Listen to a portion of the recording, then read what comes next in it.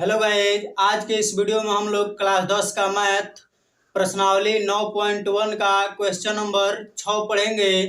तो देखिए question number 6 क्या दिया है, इसको समझें।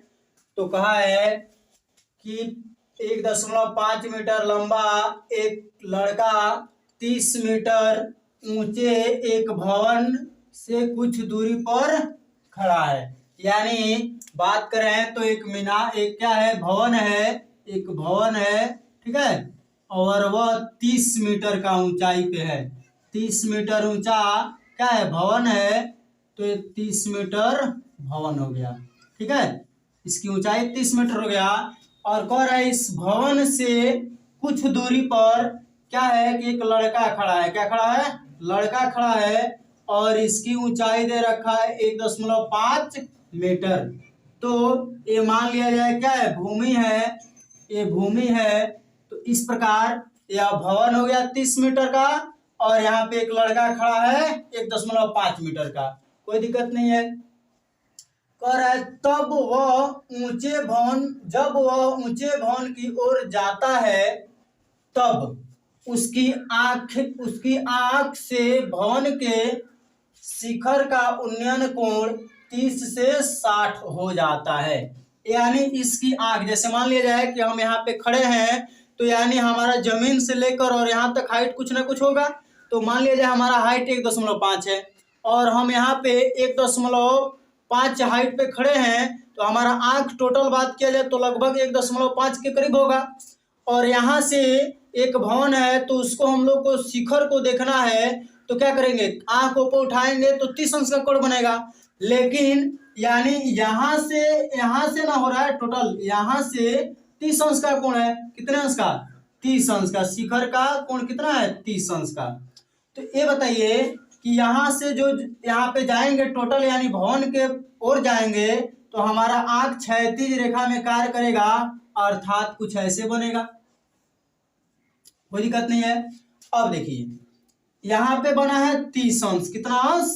30 अंश, ठीक है। अब क्या कह रहा है कि यहाँ पे खड़ा था, और यहाँ से क्या हो रहा है कि भवन की ओर जा रहा है, ठीक है, कुछ दूरी गया है। तो क्या कह रहा है कि भवन की ओर जाता है, यानी भवन की ओर जाता है। मान लो कि भवन की ओर यहाँ तक आया, यहाँ तक आ गया, टोटल यहाँ पर आ गया भवन की ओर। यानी जहाँ खड़ा था वहां से भवन की ओर इतना दूरी चलकर और यहाँ पे आ गया। कोई दिक्कत नहीं है। अब कह रहा है कि तब उसकी आंख से भवन के शिखर का उन्नयन कोण 30 से 60 हो जाता है। पहले 30 अंश का था, अब क्या हो जाता है, 60 अंश का हो जाता है। यानी लड़का यहाँ पे आ गया है, और इसका आंख से उन्नयन कोण 60 अंश हो जाता है। कितना अंश? 60 अंश। अब बताइए कि यहाँ से यहाँ तक आया तो भी हाइट क्या रहेगा, वही रहेगा, यानी 1.5 ही रहेगा ना। और यहाँ पे क्षैतिज है, तो ये भी हो जाएगा 1.5 मीटर, कोई डाउट नहीं है। और पूरा ऊंचाई दिया है यहाँ से जमीन तक, कितना दिया है? 30 मीटर। यानी जो भवन है, घर है, आवास है, वह 30 मीटर का है, और लड़का 1.5 मीटर का। कोई दिक्कत नहीं है। अब नाम रखा जाए तो नाम क्या होगा? ए इसको मान लें, बी इसको मान लें, सी इसको, डी इसको, ई और एफ, और इसको मान लिया जाए जी, ठीक है, कोई दिक्कत नहीं है। तो अर्थात हम बात करें टोटल, तो यहाँ से यहाँ तक अब हाइट बचा, यहाँ से यहाँ तक अब हाइट बचा। क्यों? क्योंकि उन्नयन कोण यहाँ पे कार्य कर रहा है, उन्नयन कोण यहाँ पे कार्य कर रहा है, यानी उसकी आंख पे कार्य कर रहा है। तो टोटली हो जाएगा यहाँ पे ए जी, इसकी टोटल हाइट बचेगा। तो हम यहाँ पे ज्ञात कर लेंगे ए जी बराबर क्या होगा, तो ए बी, अर्थात भूमि से और घर के यानी आवास के जो शिखर है उसकी ऊंचाई कितना है? 30। तो यानी ए बी और माइनस बी जी, ठीक है। तो ए जी बराबर 30 माइनस बी जी का मान, यहाँ पे बी है और यहाँ पे जी है, तो क्या हो जाएगा 1.5, अर्थात 28.5 मीटर। कोई डाउट नहीं है।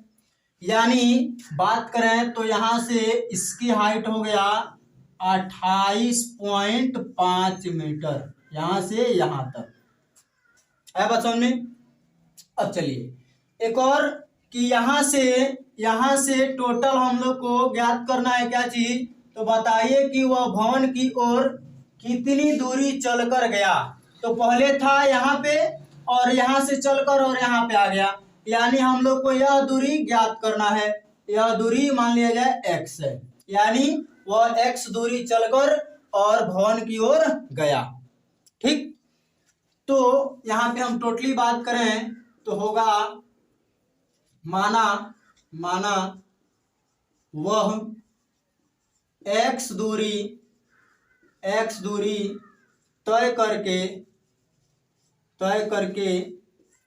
वह भवन की ओर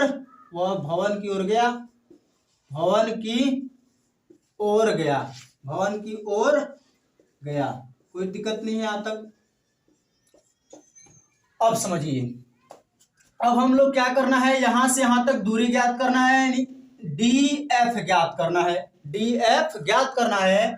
तो क्या होगा, यहाँ पे हम लोग पहले इसको हल कर लेंगे। त्रिभुज AGF, तो लिख लेंगे त्रिभुज AGF में कौन सा त्रिभुज है, तो समकोण त्रिभुज है। तो AGF में क्या मिलेगा हम लोग को, यहाँ पे tan 60 अंश। tan क्यों, तो tan इसलिए क्योंकि हम लोग कौन से मतलब तो है नहीं, यहाँ पे क्या होगा इससे, यानी GF से मतलब है और हाइट से मतलब है, यानी ऊंचाई से मतलब है। और यहाँ पे क्या है, ऊंचाई जो है लंब है और ये क्या है, आधार है। तो लंब और आधार जो होता है वह tan के अनुपात होता है। तो यहाँ पे हम लोग tan 60 अंश लिख लिए, और tan इज इक्वल टू होता है लंब बटा आधार। क्या होता है, लंब बटा आधार। और लंब दे रखा है, लंब का नाम क्या है, AG, और बटा में इसका आधार का मान है GF। तो इस प्रकार यहाँ पे हम लोग हल करें तो tan 60 का मान जो होता है वह होता है √3। क्या होता है, √3। और AG का जो लंबाई है वह 28.5 है। क्या है, 28.5। तो यहाँ पे हम लोग 28.5 और बटा में GF। कोई डाउट नहीं है, GF यहाँ से यहाँ तक दूरी। तो अब क्या करेंगे कि हम लोग बटा में 1 लिख सकते हैं और तिरछी गुणा कर सकते हैं। तो मिलेगा GF बराबर √3, GF बराबर 28.5। ठीक है, ये गुणा में है, इधर आएगा तो भाग में, अर्थात GF बराबर मिलेगा 28.5 और बटा में √3। समीकरण 1 बना लेंगे। यहां तक किसी को डाउट नहीं होगा। अब चलिए, अब हम लोग त्रिभुज AGD में बात करें। AGD में बात करें तो क्या मिलेगा, तो देखिए त्रिभुज AGD में क्या होगा कि यहाँ पे tan 30 अंश है, यहाँ पे 30 अंश है, और यहाँ पे क्या है, इसके लिए इस त्रिभुज में क्या है, थीटा के सामने वाला लंब होता है, तो ये लंब हो गया और ये टोटल आधार हो गया। तो यानी tan 30 अंश इज इक्वल टू लंब। tan में क्या होता है, पहले लंब बटा आधार होता है, तो लंब क्या है, AG। तो AG और बटा में यहाँ पे tan 30 के लिए तो क्या है, आधार है। क्या है, आधार GD। क्या है, GD आधार है, GD आधार हो गया। यहां तक किसी को डाउट नहीं है। अब समझिए, tan 30 का मान हम लोग जानते हैं 1/√3 होता है, बराबर AG का मान 28.5 बटा में GD। G और D कोई दिक्कत नहीं है। अब समझिए, यहाँ पे क्या होगा कि इसको हम लोग हल करेंगे तो तिरछी गुणा करेंगे। क्या करेंगे, तिरछा तिरछी गुणा कर लेंगे तो हो जाएगा GD बराबर 28 और GD बराबर 28.5 गुणा √3। कोई दिक्कत नहीं है। अब क्या करेंगे देखिए, अब हम लोग को मिल गया GD और GD यहां से लेकर और यहां तक है ना। GD यहां से लेकर यहां तक है और यहां पे हम लोग निकाले हैं GF निकाले हैं। तो क्या करेंगे, GF जो दिया है GF, तो GF यहां से लेकर और यहां तक हुआ, यहां से लेकर और यहां तक GF है और हम लोग को ज्ञात करना है DF। और एक और देखिए कि यहाँ पे निकला है GD का मान इतना मिल गया और इसमें से हम बात करें कि DF का मान निकालें, DF बराबर GD माइनस GF। देखिए यहाँ पे DF की बात किया जा रहा है, यानी यहां से यहां तक की बात किया जा रहा है। तो हम क्या करेंगे, पूरा में से इतना घटा देंगे, ये वाला मिल जाएगा। यानी यहां से यहां तक दिया है और इसको हम लोग को निकालना है यहां से यहां तक, तो इसको हम लोग हटा देंगे तो पूरा हम लोग को इतना मिल जाएगा। तो वही किया है, GD पूरा में से और इसको घटा दिए तो मिल जाएगा DF। कोई दिक्कत नहीं है। GD का मान रख दिया जाए 28.5 और गुणा √3 माइनस 28.5 और बटा √3। शायद यहां तक किसी को दिक्कत नहीं होगा। अब चलिए हम थोड़ा डायग्राम को मिटाएं। डायग्राम में आप लोग को DF की लंबाई ज्ञात करना था और DF की लंबाई हम लोग यहाँ पे लिख चुके हैं, x दूरी मान लिए हैं और यही x हम लोग को केवल ज्ञात करना है। तो इसको आप लोग बढ़िया से समझ चुके होंगे। इसको मिटा रहे हैं और इसके बाद हम लोग इसको हल करेंगे। अब यहाँ पे हम इसको हल करें तो क्या मिलेगा, DF बराबर 28 और 0.5 √3 माइनस 28.5 बटा √3 दिया है। इसके बटा में हम लोग 1 लिख सकते हैं, लिख लेंगे तो क्या मिलेगा देखिए, तो हो जाएगा 28.5 और √3। पहले इसको एलसीएम कर लें, क्या करेंगे, एलसीएम √3 होगा और 1 है और 1 से √3 में भाग देंगे √3 और √3 गुणा √3 करेंगे तो 3 मिलेगा। क्या मिलेगा, 3 और 28.5 रहेगा ही, माइनस है तो माइनस। √3 दिया है, √3 से √3 में भाग देंगे तो 1 और 1 गुणा 28.5 करेंगे तो 28.5 ही प्राप्त होगा। तो यहाँ पे 28.5, कोई दिक्कत नहीं है। अब इसमें से 28.5 हम लोग कॉमन कर लेंगे, 28.5 कॉमन कर लेंगे तो यहाँ पे बचेगा 3 और माइनस यहाँ पे बचेगा 1। क्यों, क्योंकि ये पूरा निकल जाएगा तो बटा √3। कोई दिक्कत नहीं हुआ होगा। अब समझिए, 3 में से 1 जाएगा, 2 बचेगा। क्या बचेगा, 2। क्या बचेगा, 2। तो हो जाएगा 28.5 गुणे 2 और बटा में √3। समझ में आया। अब देखिए यहाँ पे 3 में से 1 घटा दिए तो 2 हो गया और 28.5 है ही, बटा √3 है तो √3 लिख दिए।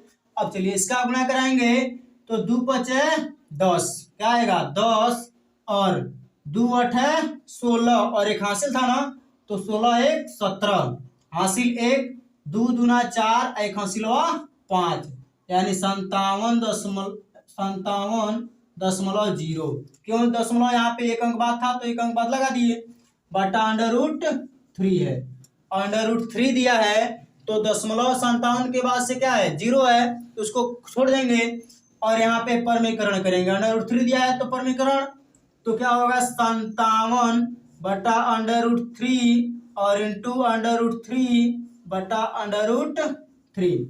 ठीक, तो 57 कराएंगे मल्टीप्लाई तो हो जाएगा 57 √3 और बटा में 3 और √3 करेंगे तो 9 मिलेगा अंडर रूट में, और रूट में 9 का मान होता है 3, और 3 यहाँ पे भाग देंगे तो कटेगा, कितने बार में कट जाएगा, तो 19 57, 57, तो हो जाएगा टोटल 19 √3 आंसर। यानी हम बात करें डीएफ बराबर हो जाएगा 19 √3, 19 √3, और ये मात्रा किस में दिया था, तो मीटर में, तो 19 √3 मीटर। बात समझ में आ गई होगी। तो आप लोग एक बार इसका स्क्रीनशॉट ले लेंगे, और इसके बाद मैं अगले वीडियो में क्वेश्चन नंबर 7 को पढ़ाऊंगा। तो मैं उम्मीद करता हूं कि आप लोग को ये वीडियो पूर्ण रूप से समझ में आ गया होगा, पूरा क्वेश्चन समझ में आ गया होगा। तो आप लोग ऐसे ही वीडियो को पूरा देखते रहें। आप लोग को बहुत बहुत धन्यवाद। जय हिंद।